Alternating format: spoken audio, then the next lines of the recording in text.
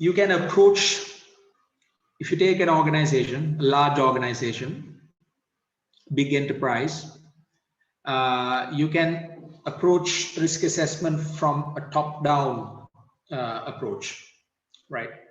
That is the top management, the board, and the chief executive officers will take the lead, and they will drive it down, this risk assessment within the organization.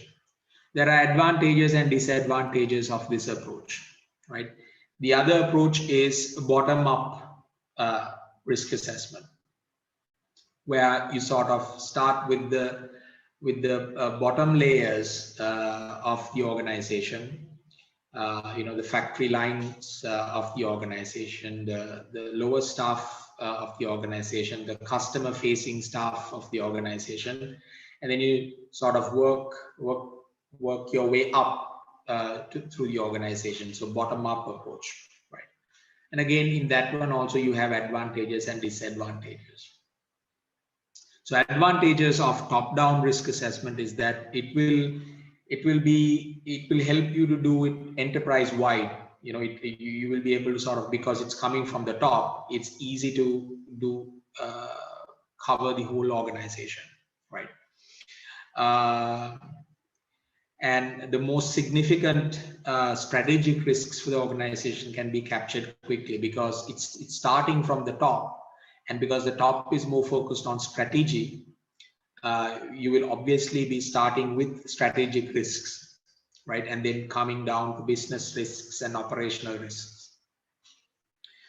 And it also shows the buy-in from the top management, because if it is starting from the top management itself, if it is starting from the chairman and the directors and the CEO, that means that it has the buy-in from the top management. Remember that we said yesterday, if you ever have to do risk management in an organization or in a project, getting the support of the top management is key, right? If you don't have the support of the top management, and if the top management does not understand risk management, you can't do proper risk management, particularly in a sort of enterprise-wide risk management, right? So in a top-down approach, it's really good, because the topic, it shows that the top management is interested and wants to do risk management in the organization. And there's likely to be a consistent methodology. There will be all the principles that we talked about in ISO 31000 guidelines, and there will be a proper framework and a proper process will be put in, and the context and the communication strategy and everything will be sort of very well planned, because it's starting from the top, right? The disadvantages are that if it is starting from the top, then the top managers and the senior managers, sort of directors will take power. They will drive it, and the risks identification and risk assessment will be done mainly by them, the way they want, and the risk criteria will be defined by them, the way they want, right? Where they might not get the wider participation of all the stakeholders. Remember, I told you that in risk management, inclusiveness is really important, that you have to engage all the stakeholders, particularly all the staff members, the customers, and so on.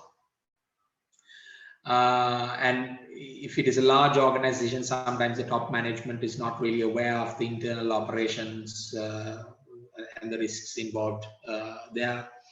And there's also a danger that the process is kind of superficial. Sometimes, often what happens is that the board will tell the CEO that he needs to do risk management as part of his job description, and then he just gives it a lip service. He does something which is not really implemented, or it's not very seriously taken as a proper system throughout the organization. Whereas in some organizations, some large organizations, there are dedicated staff and teams for risk management, in some cases there are health and safety officers, because if that industry involves health and safety, there are some industries that require fire specialists. Some industries, or most industries, require sort of brand management, because reputational risk is a major thing in today's world. If there's a small incident with a customer, that can be blown out of proportion in the social media space today, right? And we see this happen every time. And these days, I heard I saw on the news, but I couldn't get into detail. The founder and chairman of Alibaba is missing, right? Did you see that, Jack Ma?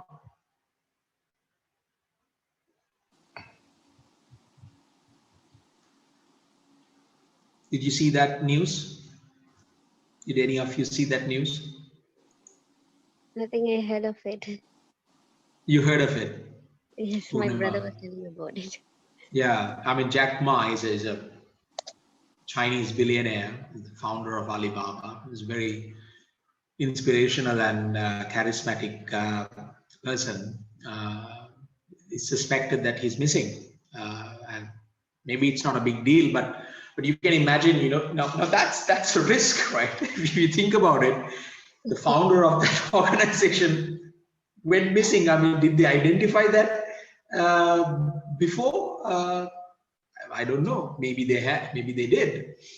And imagine the impact that it will have on the business, for example, right? There can be, I mean, obviously there can be negative impacts, because if something like that happens, it affects the stock value of the company.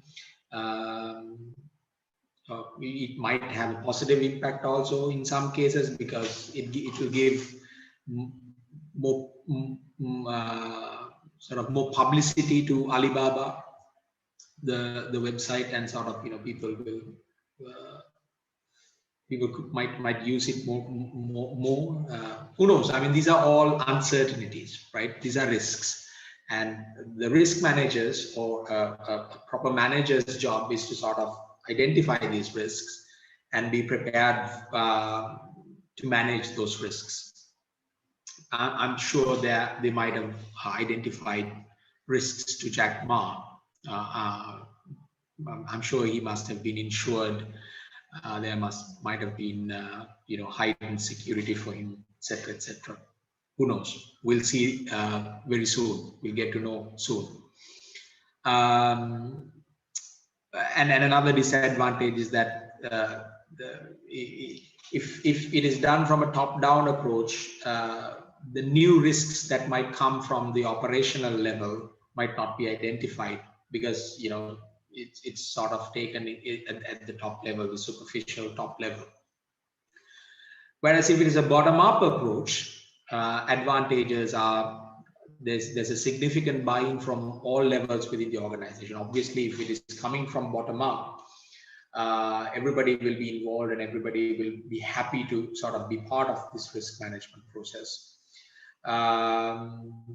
And sort of operational risks can be identified easily, and they can be openly discussed, and people will be willing to sort of share their thoughts in terms of uncertainties based on their experience and understanding. Because it's really, to identify risks, you have to talk to the people in the organization, right? Because they are the ones who have been working in the organization. They know what are the things that had gone wrong, and that's not really working now, and that could possibly go wrong, or that could possibly become a good effect in the future, right? So it's the people of the organization that actually knows a lot about risks, as well as suppliers and customers, particularly. That's why you need to sort of constantly listen to customers. Operational staff have sort of great awareness of local risks, internal risks. Here local means internal risks, so sort of within the organization. Because if it is a sort of a bottom-up approach, then it's likely to be sort of internal focused rather than external focused. Whereas if it is the top management, it is likely to be external focused, because top management is always looking at the externalities, what is happening in the environment, the market, what are the opportunities, what are the threats, and they're sort of external focused. Whereas if it is bottom up, and if sort of, if there's more focus within the organization, then it's likely to identify a lot of internal risks. So really, it should not be top down or bottom up. It should be a combination of both, so that you identify both external as well as internal risks in a good balance.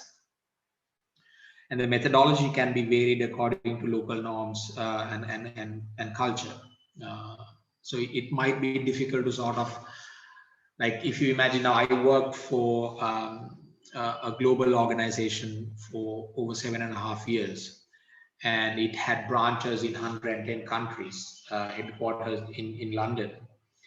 You can imagine with such a large organization, and if they're trying to do something like this, if they're trying to sort of do a risk management within their organization, their entire organization, different countries, different country operations have their own sort of norms of working, and their own culture, their own beliefs, and own structures. Well, maybe not own structures, but at least different ways of working and thinking and believing. So sometimes you might get sort of very different risks from or the same risk can be sort of taken differently in terms of severity, in terms of likelihood, at different levels. And some companies might treat these risks differently based on their culture. So it can be a little messy, in other words, right?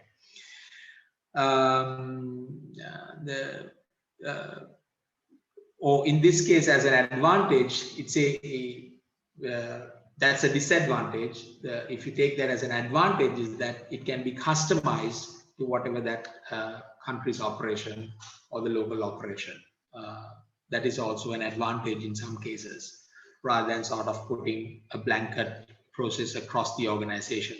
It has its advantages and disadvantages. And bottom-up approach has disadvantages as well. There will be a little focus on external risks. I told you that. It can be time-consuming because a lot of people are involved,